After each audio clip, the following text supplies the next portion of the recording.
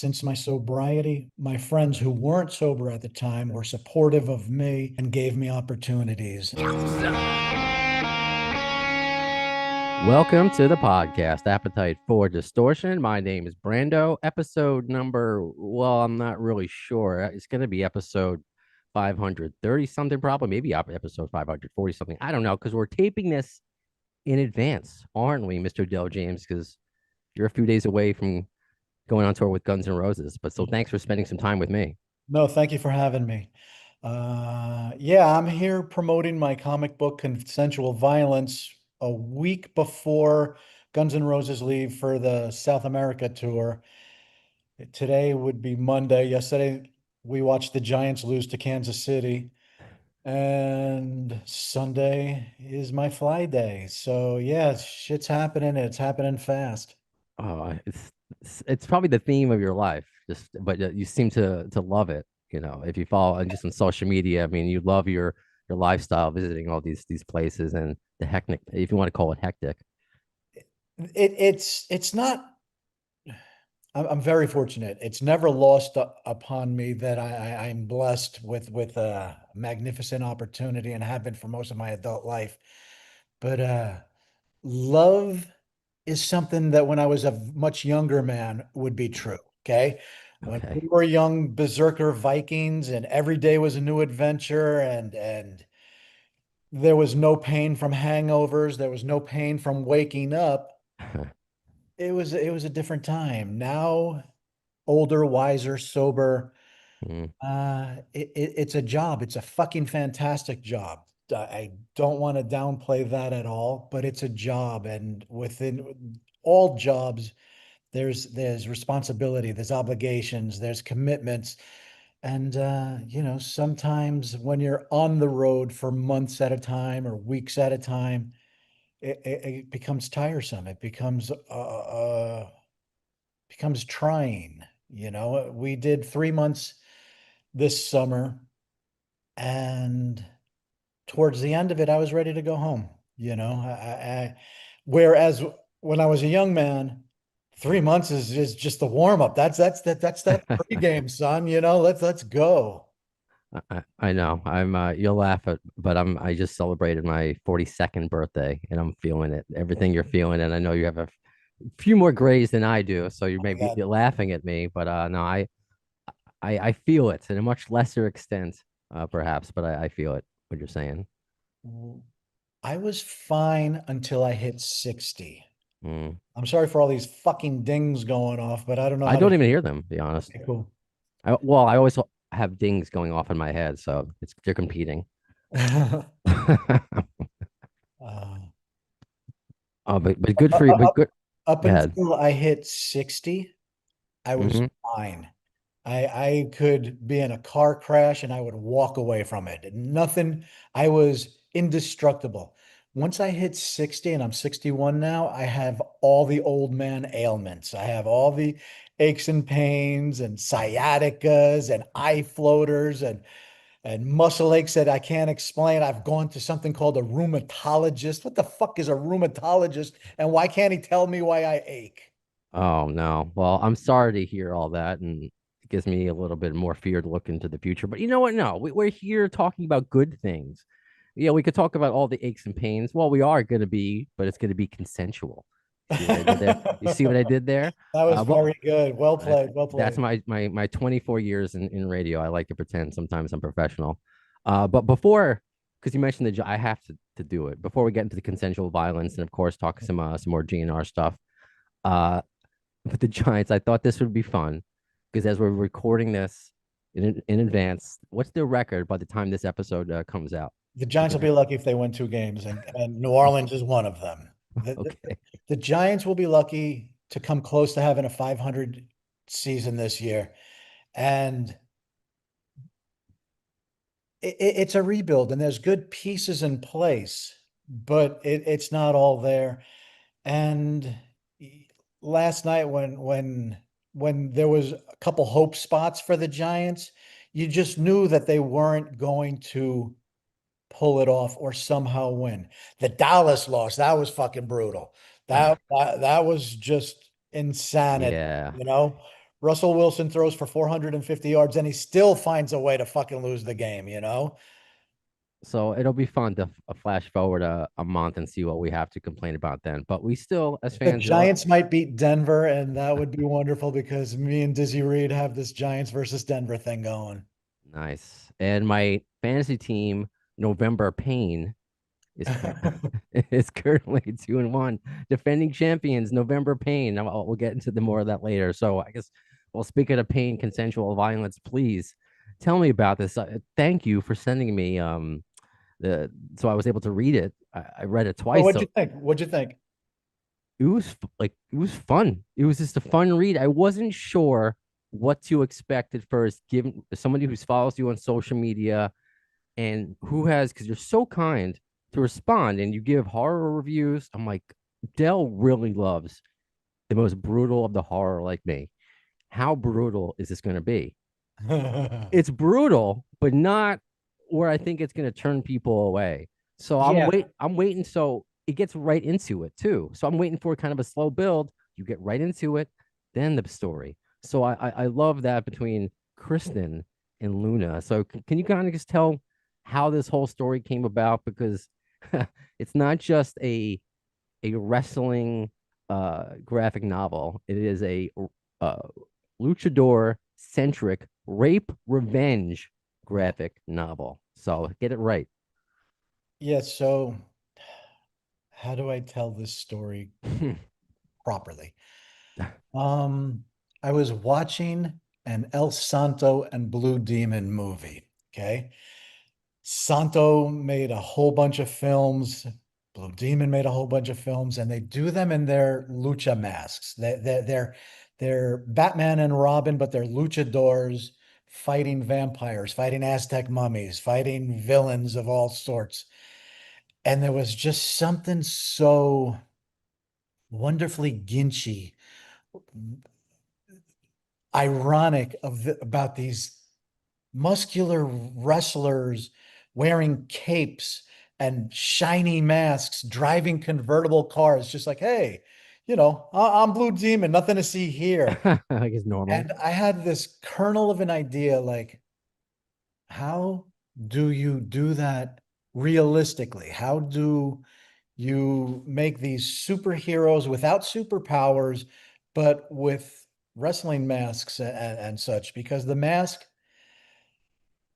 you put the mask on a professional wrestler and they become something else, okay? They Mm-hmm. become almost superhero-esque. It's believable that this Rey Mysterio Jr. or someone of Dragon Lee, uh,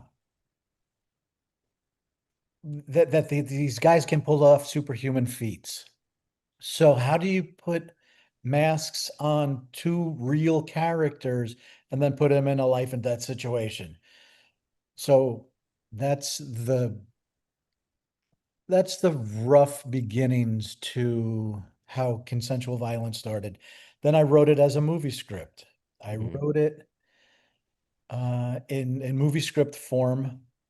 Couldn't get it read by any of the right people or anything like that. So it sat on my desktop. This completed story, pretty much everything you've read is in the script. Uh, Fast forward a few years, and I'm having a conversation with my dear friend Jeremy Wagner. Jeremy is the guitar player in Broken Hope. He's the guitar player in Earthburner. He's also the owner, president, CEO, whatever, of Dead Sky Publishing. Mm. Jeremy and I go back to my days at Rip Magazine. We've been friends for a long, long time. So the conversation came up about me possibly doing some stuff for Dead Sky, and I wanted to do a graphic novel. They were they were all for it, and a fella named Steve Wands, who's well known in the comic book world and also a Dead Sky guy, kind of showed me the ropes. No, what do I mean, kind of? He absolutely showed me the ropes. Uh, He is my sensei. He is the fella who walked me through the process, gave me examples. This is how you do a comic book script, blah, blah, blah, blah, blah. This is what you're doing wrong. Totally fucking saved me and helped me make it into the format that you read. Because it reads like a movie script. It, All of my scripts, all of my upcoming graphic novels will, because that's what they are. I mean, nobody wants to say that they're a failed screenwriter or anything embarrassing like that, but the fucking truth of the matter is they're sitting on my desktop and I believe in these stories. I hope that the right eyes see them and someday they get developed even further, you know? Nothing would thrill me more than Consensual Violence, the movie. But I'm very proud of Consensual Violence, the graphic novel. as you should be, and I would not look at it as failed. It just hasn't happened yet, and I think this is meant to be because it's not just the story that's cool and it reads like a script and there's more to get into the story. But and I should have asked. I mean, this is par for the course for me as far as Dell James. I can say easily, but the artist Arjuna. Am I saying that properly? You are saying that All right, properly. because Arjuna Susisni, Italian artist, fantastic to work with. Everything that you see on the page was his drawings and then his inks. And then later on, a colorist named Julia Brusco did the coloring. And the combination of those two talented people took the written page to the visual page to a whole entire new level that I couldn't be more satisfied or proud of. And every Mickey Mouse little diva change that I asked for, Arjuna was receptive. Okay. okay. Okay, so when Because I wondered about that because how the when collaboration process.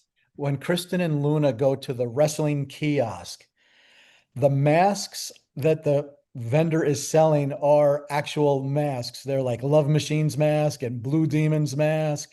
And Okay. and so uh, I'm like, can we color these this way? Can we draw these this way? It has to be Black Tiger's mask, or Tiger masks. And the wrestling nerd in me pops for that, and hopefully others will as well. Oh, I love that because yeah, as some of the interactions we've had online, because I'm a wrestling fan as well, but nowhere near as close as you. Because I'm kind of glad WWE works with AAA now because it's just I'm seeing lucha more. I mean, I've been familiar, so I think it's the decision to make that a story, and then what about making it two badass female leads? Because you don't see too many. I mean, that's the story. The story, something bad happens to her. So I mean, I don't know if you needed it for that, or was there always like I'm gonna make a female lead for whatever the however the story's gonna turn out. It was always a female lead. It was never, a male role. And, without even realizing it, it was very feminist. It's very girl power. You want to fuck with me? I'm getting my payback on you. Uh, and I'm proud of that. It's like this caveman named Dell wrote a very girl power rape revenge story and it's being published, like, yeah, fucking cool. Um, by any chance, did you watch MJF versus Mystico, the CMLL show that took place on Friday night? I did not. So I'm lucky, or I don't know, maybe unlucky, to have watched WrestlePalooza, which was kind of a disappointment. So I'm a see. That's why I concede. I'm a WWE guy. I've just I'm always an been that. AEW guy. Let's get that straight. I've just well now with everything streaming on different platforms, it's just that's been part of my problem. But I've just been even when WCW was around. Yeah, I kind of watched it. I watched AEW at times, but just with the history, I think that's just my franchise, or my for better or worse. So that's a lot of my focus. But you know what? Following you, I learn a lot, and I really do. I'm like, because there's a lot of and just certain people online. With certain friends. Shout out to Ava Lawless, who's a wrestling. Ava, Yeah, big she's Wasp fan. big Wasp fan. She came on as just a Guns N' Roses fan to talk about it. She wrestles up in Canada. She did I think a dark match for AEW, but just She's to done a few. yeah, just to talk about and learn more about. So my horizons are being broadened. So and I think that's else also one thing to focus on, that the wrestling part of it all. That there are matches that occur. So how do you choreograph that in a way? How do you write that? Because is it just you? And say you're telling like, okay, draw a kick here, draw a suplex here. How does that happen? Exactly. It was fantasy booking. It was me scripting a match the way I would envision a booker scripting the match. And the first fall goes to the villains. So then the baby faces take the second fall, and the stakes are raised. Third and final fall is for all the marbles. It's for all the gold. And there's wrestle speak, Yeah, yeah. and you hear enough announcers over the years, you learn to love the cliches. And I dropped as many of those, you know, listen to the thunder of those knife edge chops, like of Yeah, yeah. course that's way more festive than he punched him, she punched him. Hmm. So so going back to wrestling, I grew Hmm. up on WWF in the 70s in New York. It used to come on Channel 9 WR, Channel 9 at midnight, and it was Wow. all squash matches, pretty much whoever the villain of the moment was, Ernie Ladd, Bruiser Brody, Stan Hansen. I saw my first wrestling match that my father took me to was at the White Plains County Center Mm, for Bruno Sammartino versus Waldo Von Erich. nice. You got away with shit back then that you could never get away with now. Okay. Yeah. Waldo Von Erich, who I don't know if he was actually German or not, but he was playing the evil Nazi. Okay. Talk Right. about getting heat. He comes to the ring in a Nazi helmet and goose stepping. Everybody wanted to fucking kill this guy. And so I saw Bruno defend the belt. I saw superstar Billy Graham defend the belt against Mil Mascaras at Madison Square Garden. And my friend and I were certain that Mil Mascaras was going to win the WWF championship that night, which he didn't. Billy Graham drops the strap the next month to Bob Backlund. Bob Backlund. Yeah. Uh, I was at WrestleMania 7 here in Los Angeles, Hulk versus Slaughter, but more importantly, Randy Savage versus Ultimate Warrior, and the best match Ultimate Warrior ever had. I'm Uh, pretty sure I watched that live on pay-per-view because it's I what I really appreciated is after the comic there's your history and there your love of wrestling, and that comes through, and that's what's coming through right now. I still vividly remember, again, I'm a little tad younger than you, but turning on the TV, seeing Rick the Model Martel with with almost like pads over his eyes because he got sprayed with his own essence by Jake the Snake Roberts. right. And I haven't stopped watching since. And I haven't been to, hopefully my son grows up to be a wrestling fan because otherwise I'm going to be, I'm going to be by myself watching wrestling. But, my dad took me, the most memorable was, Bret Hart versus the Brooklyn Brawler, which I'm sure you would appreciate that.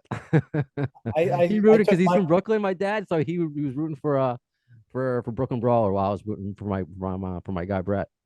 somehow I want to say the Brooklyn Brawler went to a hookers and blows show. So him and Dizzy interacted. Oh, I love that. All right, that's the 6 degrees of GNR bacon that I need to interview him. All right, there you go. Here's another one. So I don't know if we were still roommates at the time, but Duff came home from a tour and he was telling me about this wrestler he met and he hung out with and he partied. And he's like, I can't remember the guy's name. I can't remember the guy's name. but he was the Nature Boy. I'm like, you were with Ric Flair? No, it wasn't Ric Flair, but he Oh, was the Nature Boy. Turns out it was Buddy Landell. oh, okay, okay. Buddy Landell had this brief moment where he was going to be the next guy, and he basically blows it by not showing up when he was supposed to show up for something, for a match or something like that. Story for a lot of wrestlers out there. That's another podcast. Appetite for wrestling. I'm sure we could do. Dude, Uh, Dark Side of the Ring is such a great show, and Buddy Landell could be an episode. you tell me if I should do this. Should I reach out to Marty Jannetty? Because when he came back with Shawn Michaels, he wore a Guns N' Roses shirt. And like I've seen all the interviews with him that he names them as their favorite band. So, but I know he's a He's interesting character. he's he's erratic. You may get some truths out of him. You may get some tall tales out of him. His episode of Dark Side of the Ring was very telling. Well, that's why I ask. I don't know if it would that look bad on me. I mean, because I'm thinking about it. I've been thinking about it for. I'm like, I have a Rockers T-shirt that I bought, later on in life. It, But yeah, it's funny how much love Guns N' Roses get from wrestlers, you know? When well, we were in Japan, 1993, Tokyo Dome shows, I went to an All Japan show. Abdullah the Butcher was on the card. Stan Hansen was on the card. Dr. Death Williams was on the card. Terry Gordy was on the card. And Dr. Death, Terry Gordy, and one other fella whose name escapes me came to the Guns N' Roses show at the Tokyo Dome. They come backstage. They're where the spread is. I have never seen such an intake of consumption of everything that wasn't bolted down, whether it was potato chips, whiskey, cigarettes. These guys destroyed a dressing room faster than like any visiting rock stars ever did. that's saying A- something. And so I'm sober at the time. My sobriety date is May 13th, 1992. And Mm, this is like January of 93. So Dr. Death, Steve Dr. Death Williams comes up to me. Hey, brother, you wouldn't happen to have any downs in your pocket, would you? Like, okay. no, Mr. Death. No, I wouldn't. So, brother, if I grab you by your ankles and shake you upside down, no pills are gonna fall out, right? Fuck me. Fucking amazing. Wow. Not the first time he's obviously done that. I can assure you. I can assure you. Oh man, no, I love this, and I want to make because I know you're here with me just for a limited time, and I love talking. This is what I love. I knew right away with New York and wrestling, but it's a horror side to this. It's not Mhm. the book wasn't a horror like I thought. I mean, maybe that's maybe because the name consensual violence and I was thinking of that movie oh, what is it in a violent nature. So Uh-huh. my brain went there, but it's still one of those kind of rape revenge movies that I've seen, and I'm curious about you. I was Thriller, A Cruel Picture, Ms. 45 definitely influenced consensual violence. Last House on the Left, Rape okay. Revenge. Yeah, What about you're not wrong. I spit on your grave? I mean, the Have first you time seen the I Spit on Your Grave redos, remakes of I recent have years? I They're have fucking awesome. they're Okay. brutal. They're they're they're they're they're wonderfully self-aware in the sense that we want to see her get her revenge in the most creative, gore-rific manners, and they do so.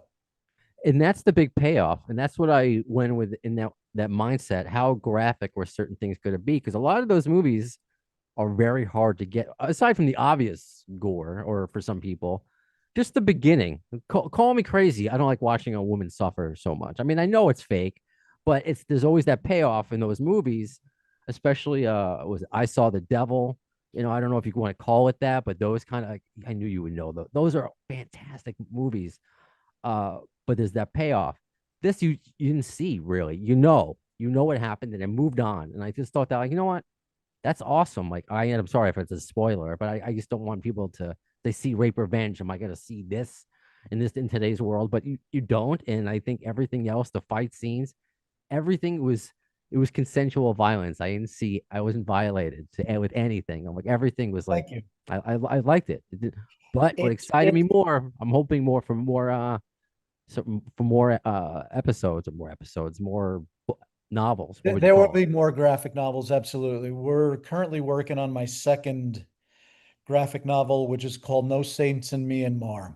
Uh, just reached out to an artist named Mariano Benitez Chapo. He'll be doing the art. My editors are Megan Yunt and Tyler Affinito. It's in the beginning stages. Mariano's currently wrapping up a comic that he's drawing now, and then he'll be able to focus on mine.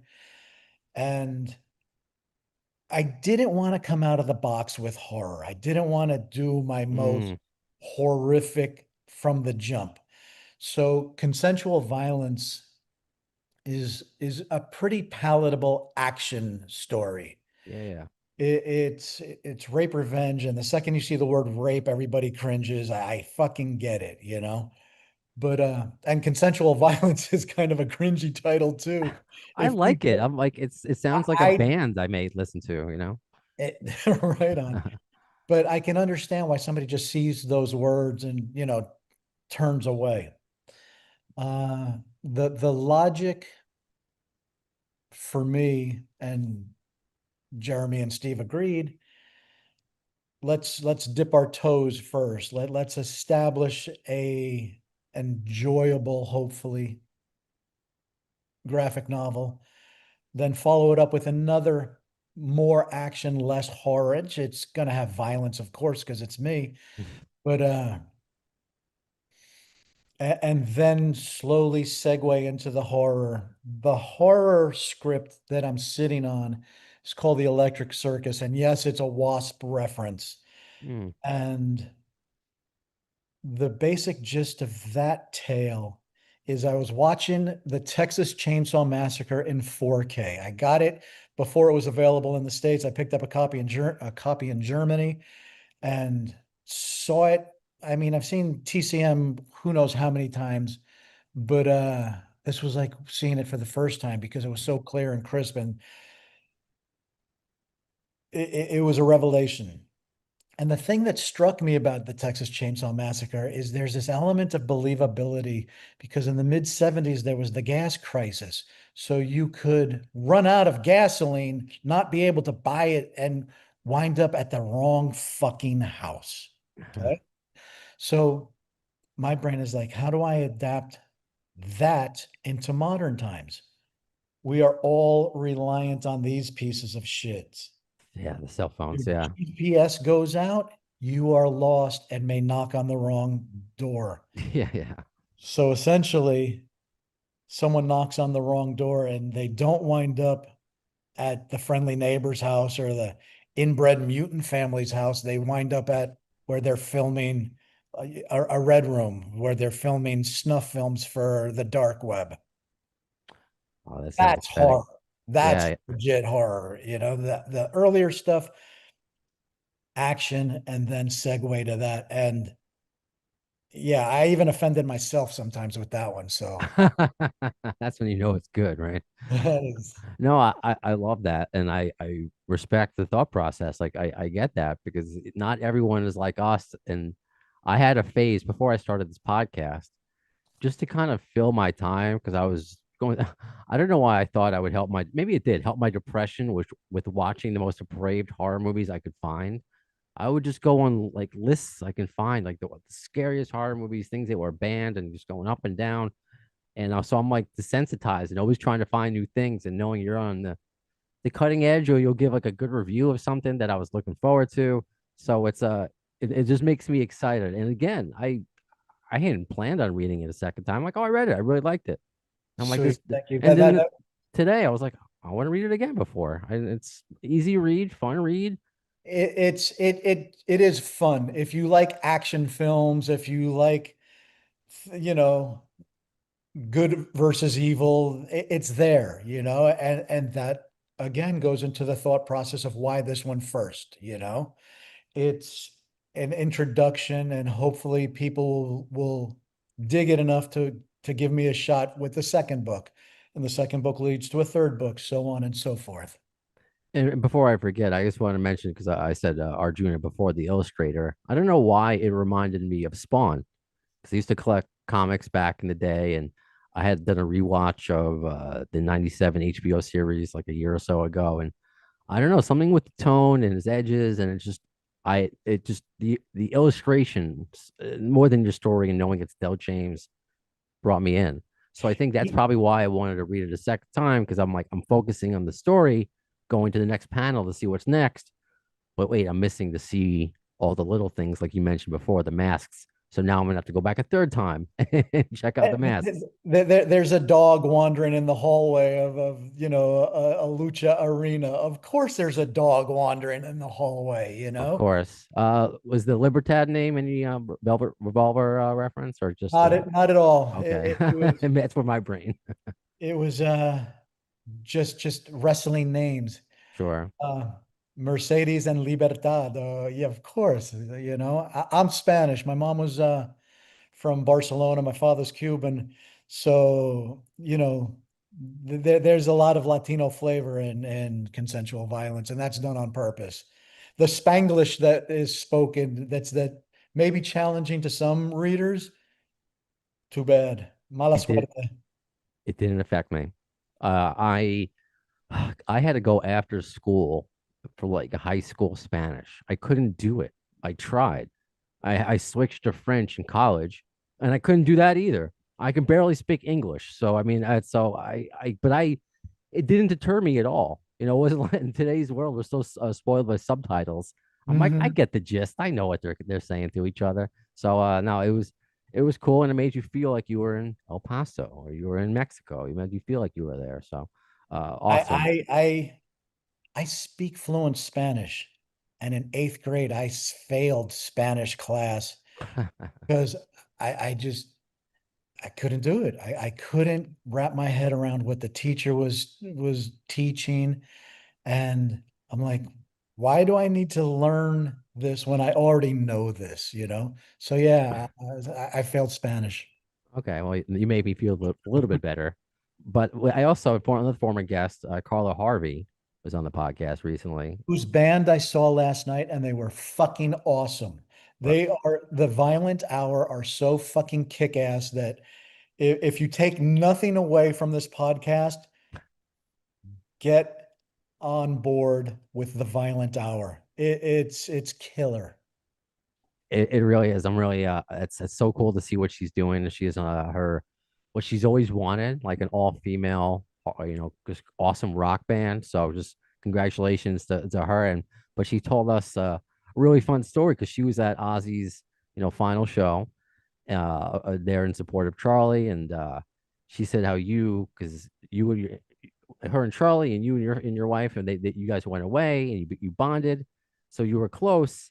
So when she was watching Guns N' Roses play, you kind of pushed her up front to kind of get her Oh to yeah. see her Oh yeah. favorite band. So I'm just hoping that maybe you can, like millions of others, I watched it, and it was a moment to behold. But to be there, if you can just talk about that experience, and Sure. if you a little bit, please, as he takes a sip. That's okay. We've been talking for a bit. Sorry, because I have an audio version of it, so I just want to let them know it's not an awkward silence that you're just sipping Cool. water like me in my awkward Um, silences. the Ozzy Osbourne Black Sabbath tribute was the most emotional concert I've ever participated or had the honor of participating in. Everybody who was there, whether they were in the audience or performing or crew members, whatever, were there out of love and respect for Ozzy Osbourne. It was it was hard in the sense that there was so much emotion and yet so much positivity. And Ozzy Osbourne got to attend his own wake. He Hmm. got to attend his own funeral and see how much love the world has for him. And I remember watching Monday Night Football when they announced John Lennon had died. I mean, I'm still in New York at the time, and the death of Ozzy is comparable. And to our generation, it's that same feeling that a previous generation felt.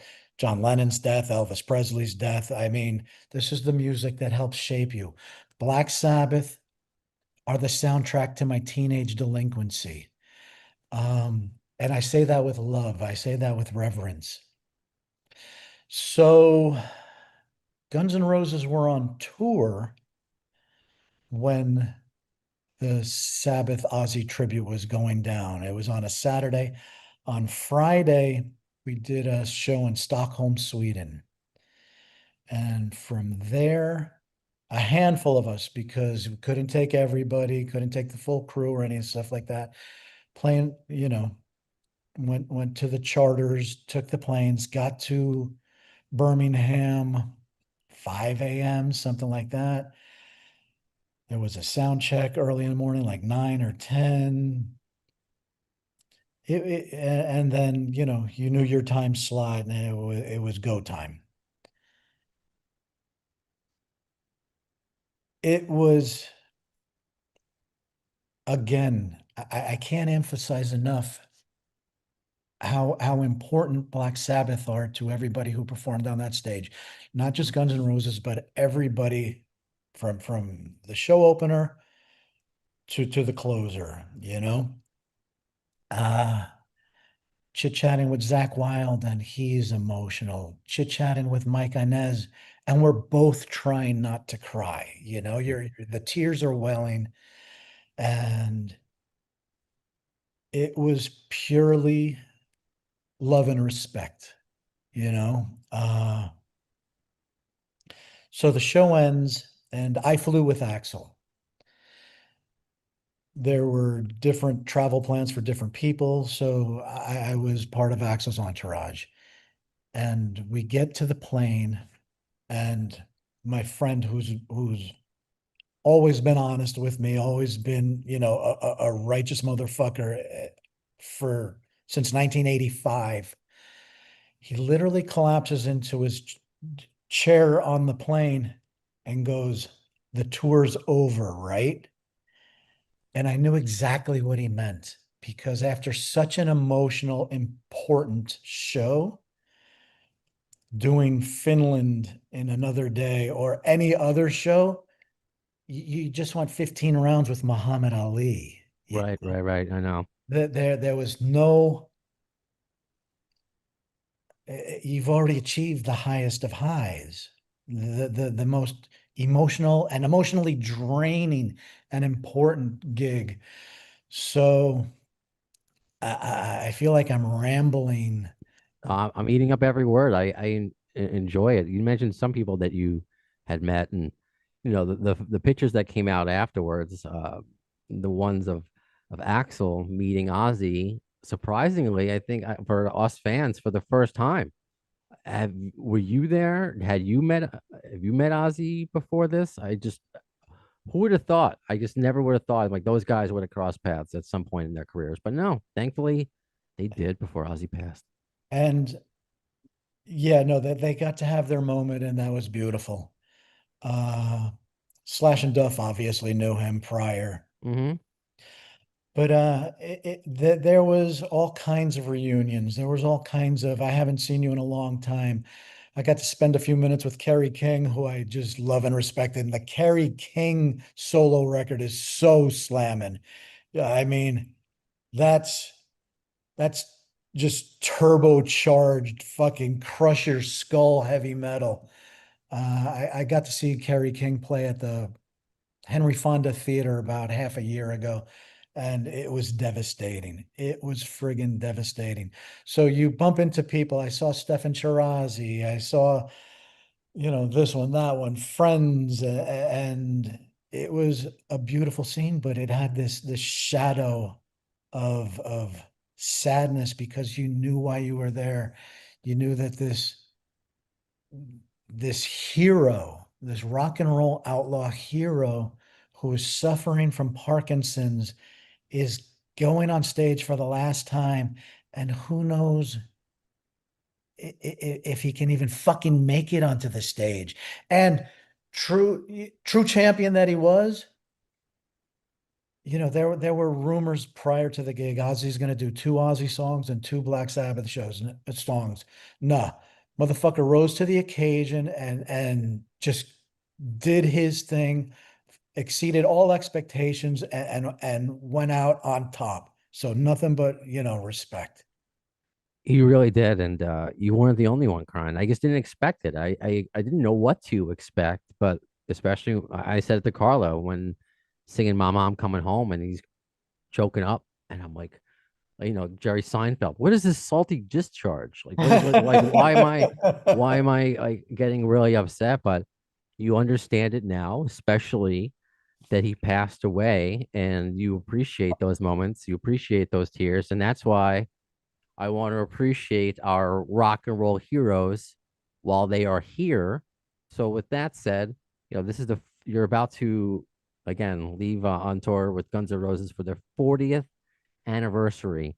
What does that mean to you of 40 years of Guns N' Roses? What is does that even register? Has that registered to you this year? Not until you just mentioned it. I'm sorry. No, no. I'm sorry. I added for some more I grace, moved out from California. Excuse me. I moved out from New York to California when I was 21 years old. My first friends, my first friends were the guys in Guns N' Roses. Me and the guy I moved out from New York with, a guitar player named Randy Piwar, were looking for apartments. So we went into this place on Cherokee, Cherokee, right by La Brea, and said for lease, for rent. So we go in, bump into a fella in the hallway named West Arkeen. And to two New Yorkers, West Arkeen was as Jeff Spicoli as they come. He's got shorts, he's got a bottle of tequila. Hey, man. So one thing led to some another. gnarly waves. Okay, sorry. One thing led to another, and we wound up partying for the next 3 nights. Okay. Non fucking stop. It was game on, and it was always game on. Living next door to Wesley was a fella named Duff. Crashing on Wesley's floor was a person without residence named Axel. Okay. And we didn't get the apartment there, but we made friends there. And this is August 85, and they've got a show in September 85 at the Troubadour. And they keep talking Guns N' Roses, and they live like rock and rollers the way I'd never seen anyone else live. It was 24/7 Guns N' Roses always. And just hearing that name, Guns N' Roses, I was like, if you're half as good as your name, you're pretty fucking cool. And went to the Troubadour on a Thursday night, if memory serves. There's like 50 of us, 60 of us. And it was seeing Aerosmith at Max's Kansas City. It was seeing The Clash. It was all those people who got in on something really early. That was the night they premiered Rocket Queen. And it's like these dudes who I've been drinking cheap beer with and talking about dreams and bonding with are really fucking good. And I've been fortunate to be part of the Guns N' Roses family ever since. I didn't always work, especially when I was under the influence, but since my sobriety forward, my friends who weren't sober at the time were supportive of me and gave me opportunities. And luckily, I haven't fucked up bad enough so I'm still here. And we're grateful that you are part of the GNR family, the longtime tour manager, and an inspiration. Honestly, I'm 9 years without alcohol. You talk about your sobriety slash Duff. I mean, there's a lot of what could have been tragic. And there were tragedies, of course. Yes. We talk about West, but there are a lot of, thankfully, people like you that are still here and able to kind of celebrate this 40th anniversary, which is just it's crazy to me because again, you became friends with them, and me, I just turned 42, so I don't know how to kind of justify that that part of it. I didn't get into you guys when I was two. I'm sorry, that was all about Muppet Babies and things of the like, things of that nature. One more question before you go, but this is going to be one of those. It'll make sense retroactively because I know again we're taping this in advance. So I'm going to interview, and this episode would already air, the sister of Billy McLeod. So Okay. so Billy, for those who don't know, co-wrote Yesterday's. I was wondering what you can maybe tell us about, maybe give me a good question to ask Cynthia because she wants to come here and sing Axel's praises because he didn't know Billy's last name and found out years later and gave him all the credit. And she's like, and I see her comment on a lot of different GNR posts, and I was finally able to make it work to get an interview. So, what can I Bi- ask her? I don't really know about Billy. Billy was my roommate. Okay. Billy, fuck. I was in a real dark period, and I don't know how cool or uncool it is to shoot. Then we don't But have to do any of that. Billy was my roommate. Billy was in a band called the Prodigal Sons, very Stones vibe, and there have been all kinds of great bands that didn't make it. There was another band called New Improved God who were Seattle before Seattle. The Hangmen, who are fantastic, had a record come out on Capitol before they got dropped and used to be able to see them at every little dive. And the Hangmen should be referenced on the same level as, say, the Dead Boys or something super fucking cool. Uh, so the Prodigal Sons were pretty popular, they had their moment, and then it falls apart, as do many a band that's fucked up. And I lived with Billy for a few months, and there was a lot of darkness in that apartment. There was a lot of drugs in that apartment. Not excusing my behavior. I was pretty fucked up. So fucked up, in fact, that the guys in Guns N' Roses literally yanked me out of there and said, "You can't live here anymore. You're coming to Hell House." That was the better alternative. That was the better alternative. That's like I haven't seen the whole thing yet, the Charlie Sheen documentary, but Uh, I saw that one clip about to get him off crack. They had to give him like crack light, like lesser crack. So that's what this is. Sorry, that's what makes this sound like. Oh well, I will talk to her. I know this episode will air after, so maybe if people find this episode first, they'll go back and listen to Cynthia because I want to hear Billy's story and just kind of Billy what was really talented. Don't let me just fucking paint him negatively, no. Billy was a really great singer and really talented. And literally, I didn't see him after like my last day of living with him, and that's the end of that story. It's crazy, but he forever on Yesterday's, just like you and West. People live through the music, so we're grateful for that, and I'm grateful for Consensual Violence as somebody who comic books. I hope my son. I can't give him to him yet. He's only 2.5. He will. It's very hard to have to understand what books he can color and what books he can't. Like why can't I color this book? It's something that my wife needs. Like, no, color this Mickey Mouse book. Obviously, how do you explain that? So no comic books because I got tons of Spawn and Spider-Man on this. Anyway, I digress. So if you're like, it's not horror yet, but I can't wait to see what's to come, Del. So is the best way just to keep to follow you on social media and just to Yeah. see what's next for. I know it's as of this airing, it's going to be out tomorrow or whatever. But are you excited for what's next? Or are you just going to revel in this moment for a while? No, I'm always looking to the future. I can't stop writing, even if it just winds up on my laptop, on my desktop. Writers write, Musicians play their instruments. You're passionate about what you do, and you need the need to share it. So there is always something being imagined. There's always something being conjured. And yeah, anybody who wants to follow me on my socials, I'm on all of them, Del James Gang. And I'm glad you get a kick out of what I do, because that's why I share. Like, if someone else knows about something I want to know about, share it with me, tell me about the cool museum, cool record store, cool horror film that's under the radar, yada yada yada.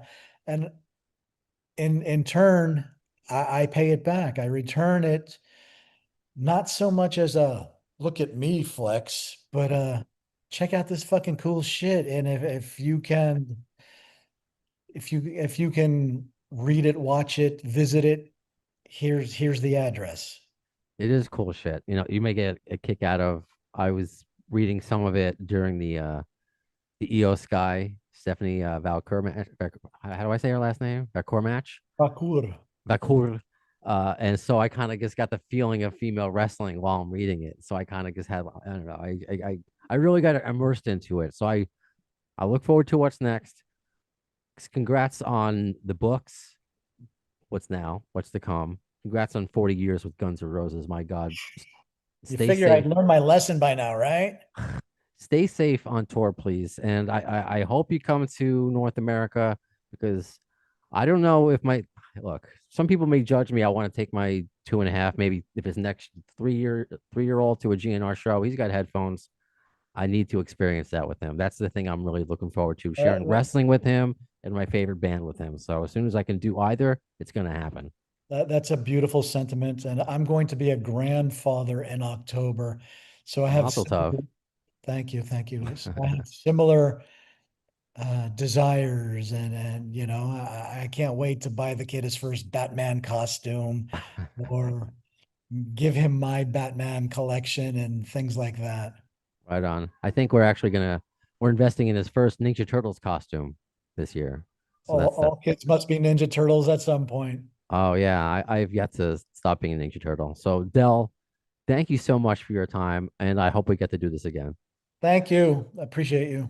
You got it. So that does it for this episode of Appetite for Distortion. When will you see the next one? In the words of Axl Rose concerning Chinese democracy, I don't know if soon is the word, but you'll see it. Thanks to the lame ass security, I'm going home.